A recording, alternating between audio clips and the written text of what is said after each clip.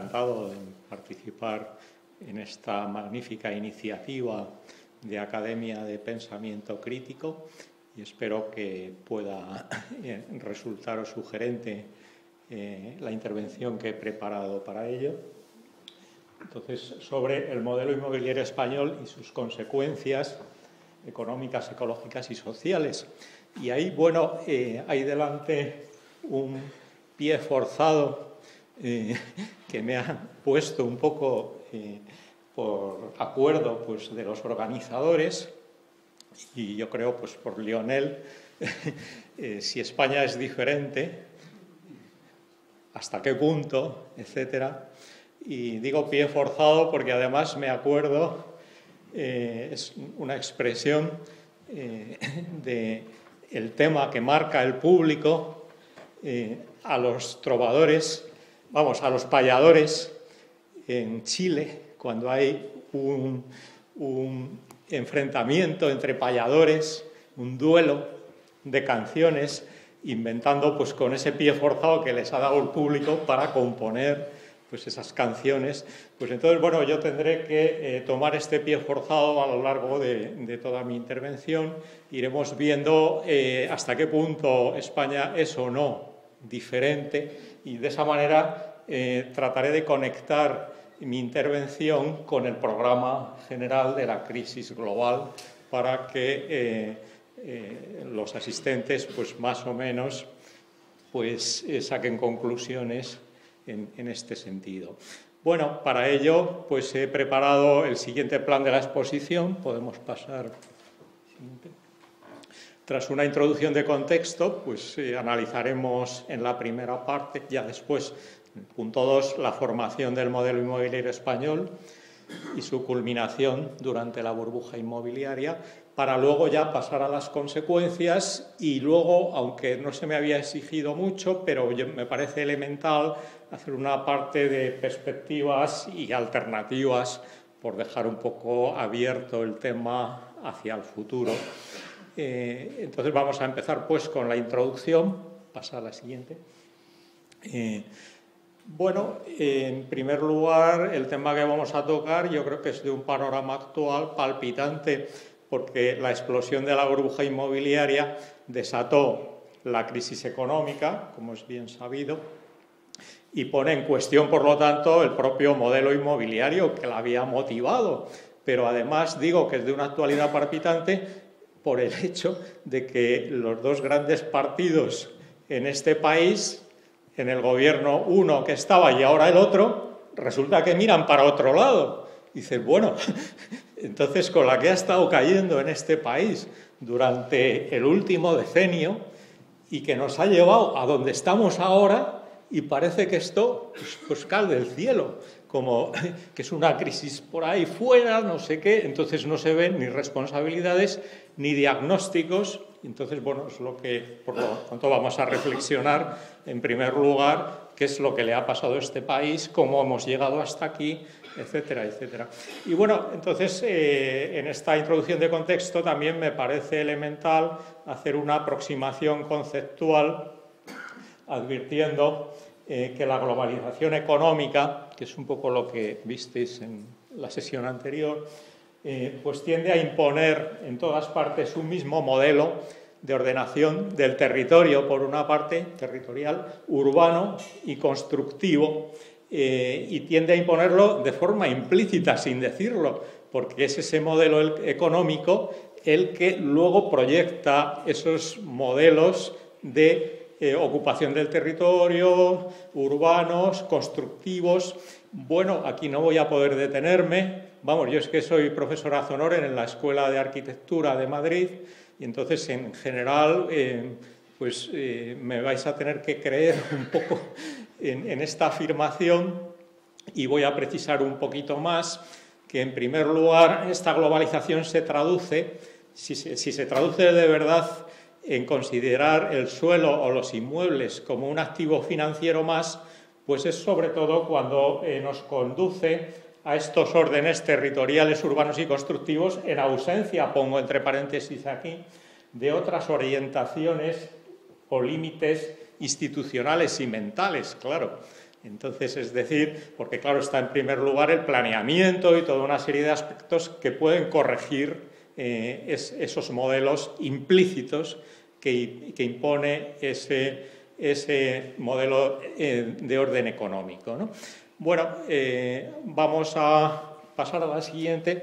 Entonces, en estos modelos que impone el poder económico guiado por ese afán de lucro y tomando el suelo y los inmuebles y las viviendas como activos financieros, en ausencia de otras orientaciones o frenos, pues nos conduce a un modelo territorial que impone la polarización del territorio, clasificándolo en núcleos atractores de población, capitales y recursos y áreas de apropiación y vertido, poniendo una polarización territorial extrema, que en este país se traduce en que hay zonas totalmente vacías, con menos de un habitante por kilómetro cuadrado, que en Europa pues es impensable, porque salvo en el desierto Lapón o en el círculo polar ártico, pues no hay estas densidades tan bajas.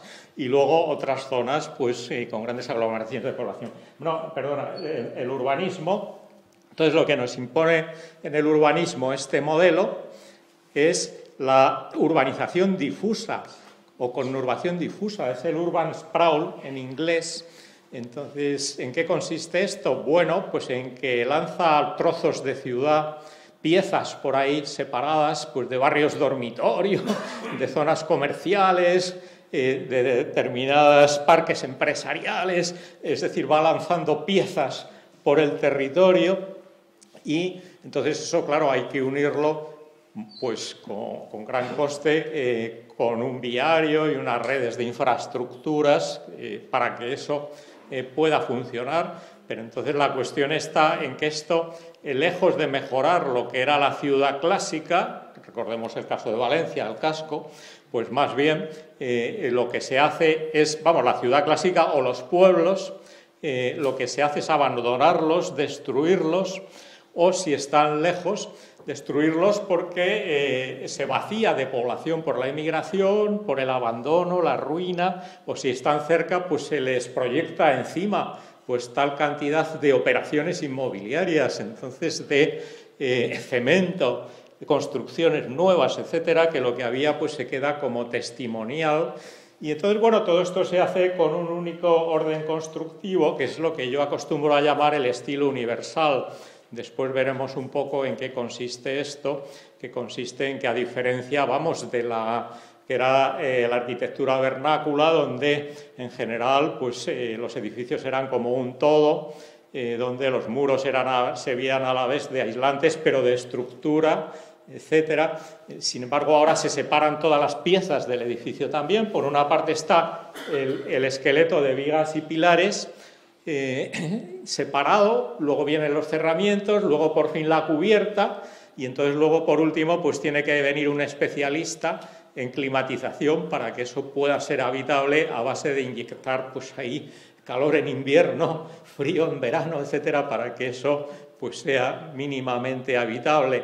Bueno, pues ese estilo universal es el que se impone pues por todos los continentes en general y se ve que aflora en parte de la mano de este modelo económico universal, o sea que la globalización económica nos arrastra un poco hacia estos modelos únicos de orden territorial, urbano y constructivo. Bueno, tras estas pinceladas sobre las que volveremos en el caso de España, porque vamos a ver luego que España ejemplifica precisamente el extremo de ese modelo en el que tanto el territorio como los inmuebles o las viviendas pues han ejercido más la función de activos financieros, es decir, de activos patrimoniales, que de bienes de uso durante este último ciclo, ¿no?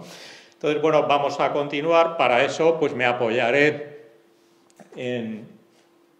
bueno, antes sí, quiero advertir que en general, y entramos ya un poquito si España es diferente o no, en que, bueno, se dice, bueno, los mercados en todas partes cuecen habas, etcétera, etcétera, Hombre, según y cómo, es que hay casos diferentes, ¿no? Entonces, en el caso aquí de Europa, pues hay dos modelos inmobiliarios que vienen condicionados por las reglas del juego económico imperante, que son diferentes. Entonces, un modelo que potencia ya, pues más la vivienda en alquiler, a la vez dentro del alquiler, pues el alquiler social, luego fuertes regulaciones en la propiedad y en la propia actividad inmobiliaria. Entonces, con un planeamiento firme, y luego el otro modelo que promueve la vivienda libre con predominio de la vivienda en propiedad, claro, libre y en propiedad, con escasas regulaciones, precisamente en el tema ya pues territorial o del planeamiento. Bien, pues entonces pasemos. El primero tiende, evidentemente, a conservar más el patrimonio construido para hacer los alquileres, etcétera. Sin embargo, el segundo, pues lo que tiende es más a la construcción nueva, porque la clave del negocio está en las plusvalías que obtiene mediante la reclasificación y recalificación de suelos, metiendo más volumen. De ahí que esté interesado en toda esa máquina constructiva destructiva, como vamos a ver ya a lo largo de la intervención, para recalificar y reclasificar suelos. Bueno, el primero es más sensible, claro, a la demografía y renta disponible de los hogares que han de habitar pues, ese patrimonio importante en alquiler, etcétera, y entonces se mantiene más o menos pues, al margen de los avatares pues, de la coyuntura económica o de las burbujas, ¿no? Sin embargo, en el segundo modelo, ya ahí lo que se mueve claramente es con el pulso de la propia coyuntura económica y muy en particular, claro, de la propia coyuntura inmobiliaria, porque son esas revalorizaciones, esas burbujas, lo que acrecienta, claro, las plusvalías que se obtienen mediante esas reclasificaciones y recalificaciones de suelo, metiendo ahí pues, más volumen construido. Bueno, es evidente que España ejemplifica el segundo de estos modelos y por eso ha vivido el boom inmobiliario pues, con mucha más intensidad que otros países europeos y al mismo tiempo sufre la crisis con mucha mayor intensidad que otros países de nuestro entorno. Sí, espera un momentito. No, porque en ese sentido, si es diferente o no, hombre, pues no en vano, resulta que Alemania y Suiza no han sufrido ni la burbuja ni la crisis inmobiliaria. ¿Por qué? ¡Ah, qué casualidad! Son los dos países que tienen mayor peso el patrimonio de viviendas en alquiler. ¡Qué casualidad! Ah, y aquí en España, ¿qué pasa? Que el País Vasco es el donde menos paro hay, donde menos ha sufrido la crisis. ¡Ah, qué casualidad! Es la comunidad que tiene más vivienda social de todo el país, ¿no? Porque lo ha incentivado, ¿no? Ah, pues no en todas partes cuecen habas, ¿no? Entonces, no en vano, pues yo en el propio libro que he indicado anteriormente, pues se lleva como subtítulo Modelo inmobiliario español y su culminación en el caso valenciano, que es lo que ilustra Antonio Montiel, poco que aquí pues se ha extremado este modelo en el caso del País Valenciano. Bueno, vamos a continuar ya para entrar en la segunda parte, tras esta introducción. Este es el libro al que he comentado. Pasa a la siguiente ya. Bien, pues entonces vamos a ver el tema de la formación del modelo inmobiliario español. Entonces, en ese sentido, en el libro se analiza en detalle pues, cómo se forma este modelo, que se genera y se van poniendo las primeras piedras durante el franquismo por dos aspectos básicos. Lo primero es que la especulación de algunos se impuso sobre la planificación urbana y la ordenación del territorio al servicio de todos. ¿Cómo es eso? Bueno, pues en el propio libro lo ejemplifico mismo con el caso de Madrid, que es uno de los casos, vamos, que yo mejor conozco, como del plan que había de Madrid y todos los municipios colindantes de la posguerra, pues como todo esto pues se vio desbordado porque resulta que se ocuparon los llamados cinturones verdes, las cuñas verdes, todo esto, pues claro, se fue echando por tierra los criterios del planeamiento. ¿Cómo? Pues por personas que tenían poder de enmendar ese planeamiento para hacer negocio, metiendo, por ejemplo, pues, en los cinturones verdes, pues los barrios del Pilar o de la Concepción, por ejemplo, de Banús, etcétera. Bueno, pues doy diversos ejemplos de cómo se fue imponiendo, claro, eso no solamente por el negocio, sino subvirtiendo por el propio Estado su propio planeamiento, porque no en vano la mamotrética casa sindical, que se llamaba, de los sindicatos verticales, donde hoy está el Ministerio de Sanidad, etcétera, pues eso cayó sobre lo que era un convento, que en principio, tal y como estaba previsto en el plan, pues eso se debía mantener como zona verde, ¿no? Entonces, bueno, metieron ahí todo ese gran volumen, etcétera, etcétera. Bueno, pues ahí está, entonces, la especulación de algunos se impuso, se imponía, con el poder, claro, sobre la planificación y ordenación al servicio de todos, ¿no? Bueno, tras ejemplificar eso en el caso de Franco, pues la otra gran novedad es que España era un país de predominio de vivienda en alquiler. Entonces, en el censo del 50, más de la mitad del parque de vivienda estaban en alquiler, pero en las grandes ciudades era... En Barcelona el 98% del parque estaba en alquiler, en Madrid el 96%, etcétera, etcétera. No tengo, en el libro pongo los datos, me parece incluso de Valencia, Bilbao, etcétera. Había un predominio absoluto de la vivienda en alquiler. Entonces, bueno, pues el gran empeño ahí fue forzar... pasar a las antípodas y claro, bueno, eso fue mediante una serie de figuras, entre ellas la congelación de alquileres y la ley de propiedad horizontal, otra serie de piezas clave para forzar el modelo hacia la vivienda en propiedad. Entonces es lo que se acabó imponiendo después durante la democracia y culminando justo en los últimos años como fruto pues, de un continuismo digno de mejor causa. Bueno, vamos a ver ahora cuáles son las condiciones necesarias para que culmine este modelo.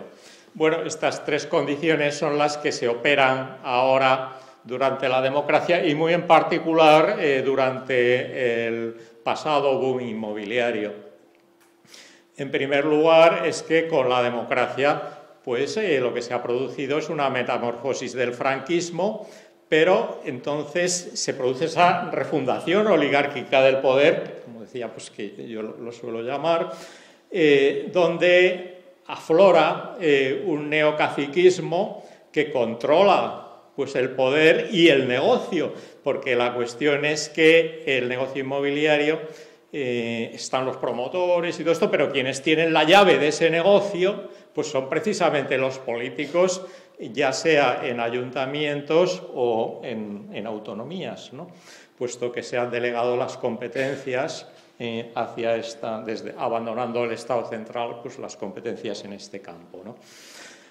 Bueno, pues entonces ocurre que a la vez con la adhesión de España a la Unión Europea se ha producido un desmantelamiento industrial, agrario. Sin embargo, ahí, en el caso del inmobiliario y la construcción, eso ha ganado un peso mucho más potente dentro de la economía española. Entonces, el monocultivo del ladrillo que ha predominado durante el último decenio, durante todo el boom inmobiliario, ¿no?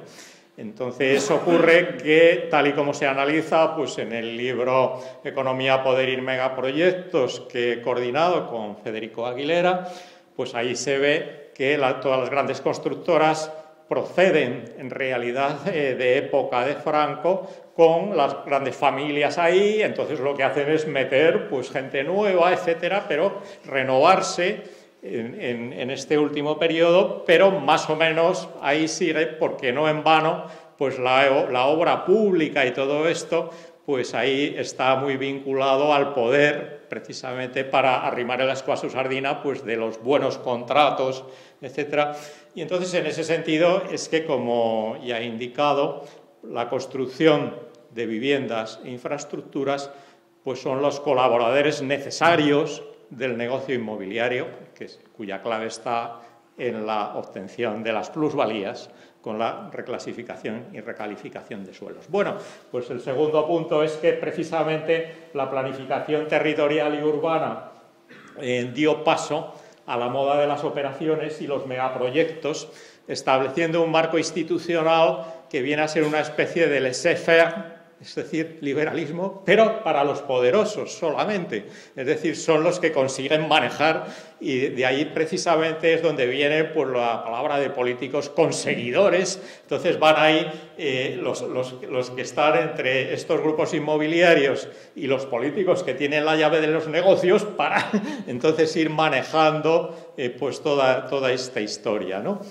Bueno, pues entonces la cuestión clave es que en época de Franco todas estas grandes operaciones pues parecía, bueno, es que eso era un escándalo, ¿no? Pero hoy día ocurre que se producen esas operaciones y más bien que escándalo se considera como un buen hacer político y empresarial. Entonces es la clave, que resulta que la propia normativa, como es aquí en el País Valenciano, pues se ha entronizado al llamado agente urbanizador para que campe por ahí a sus anchas por el territorio, haciendo pues las operaciones según maneje pues la propiedad y el poder pues respecto a los suelos, pues cae por aquí de pronto una operación o por allá otra que curiosamente cae pues claro en los perímetros de determinadas parcelas, etcétera, de propiedades que ya previamente se habían diseñado, es decir, al margen de cualquier racionalidad más amplia que tuviera que ver con planeamiento, con vistas, con perspectivas pues, más amplias, ¿no? Bueno, pues entonces ya por último es que dentro de este contexto, vamos, quiero advertir que bueno, ahí en las 17 leyes de autonomías, reyes del suelo, todo esto, pues claro, muchas leyes, como se analiza en el libro, pues claro, han copiado en parte de lo de la ley valenciana, pero en otros ni siquiera hace falta que sea el agente urbanizador, sino más bien pues, con la mera figura del convenio, que es lo que ha predominado en Andalucía o en otros sitios, pues da el juego suficiente para enmendar pues, cualquier planeamiento y imponer pues, esa moda de las operaciones y los megaproyectos. Vamos, quiero advertir que la propia palabra operación es una palabra del lenguaje militar, que supone, claro, una intervención del poder ahí, entonces que poco tiene que ver con el mercado. Entonces, bueno, vamos a pasar ya a ver algunos ejemplos. Bueno, perdona, aquí tercer punto, claro, para que esto funcione y haya adquirido la importancia que ha adquirido, lo que hace falta es que se nutra bien pues, de una financiación barata y abundante, que es lo que nos ha venido de la mano junto con no solo la entrada de España en la Unión Europea, sino luego la entrada en el área del euro, ¿no? Que es lo que nos ha facilitado esa financiación, dividiendo los tipos de interés, vamos, a tasas mínimas históricas y entonces al mismo tiempo permitiendo traer financiación de fuera para seguir financiando toda esta burbuja inmobiliaria tal y como vamos a ver seguidamente. Entonces, bueno, vamos a pasar a dar un flash de algunas operaciones. Pasa si quieres a la siguiente. Bueno, no, perdón, sí, lo de abajo efectivamente es que esta mezcla de las tres patas que he indicado lo que arroja pues es un cóctel explosivo para el urbanismo y el territorio que vamos a repasar seguidamente. Al imponerse este modelo, vamos con mayor o menor intensidad por todo el país. Entonces, la clave es que arroja, y ya vamos a entrar un poco en las consecuencias, ya, en primer lugar, claro, estas consecuencias tienen que ver pues, con el territorio, el urbanismo, la construcción. Entonces, se producen crecimientos patológicos, concentraciones fuertes, vaciamiento de territorios, como he indicado, es esa polarización territorial. En la misma Comunidad Valenciana hay áreas vacías, ¿no? Entonces, mientras luego pues otras concentradas. Entonces crecimientos patológicos de la actividad inmobiliaria, entonces se genera pues una sobredimensión pues del parque de inmuebles, viviendas, una sobredimensión, sobredosis de edificios y viviendas y además de suelo afectado, o bien porque está, ya vamos a ver después, está en curso, más o menos, en esa especie de barbecho urbano, esperando ahí ser reclasificado, etcétera, o en promoción. Y después, por otra parte, ya se imponen plenamente los modelos que he indicado anteriormente, la polarización territorial, el urbanismo disperso, con las operaciones que, como he indicado, pues destruyen la planificación del conjunto urbano y territorial.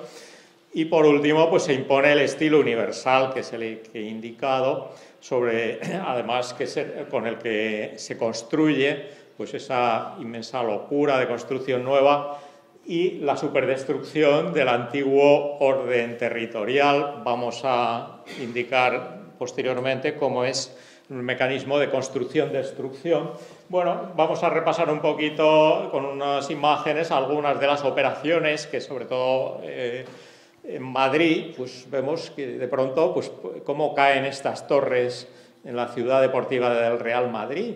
Pues son las torres que llevan nombre propio, son las torres de Florentino.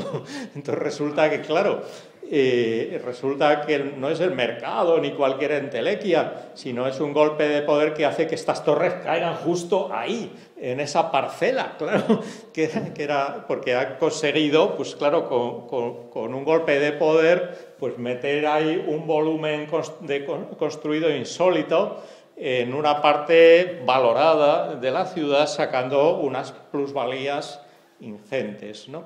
Entonces, bueno, esto al mismo tiempo, bueno, la otra cara de la moneda es que encima se ha recalificado el otro sitio donde va la ciudad deportiva nueva y ahora hay otras operaciones en curso por allí. Ahí se ve pues la mano del poder, cómo llega también al otro lado.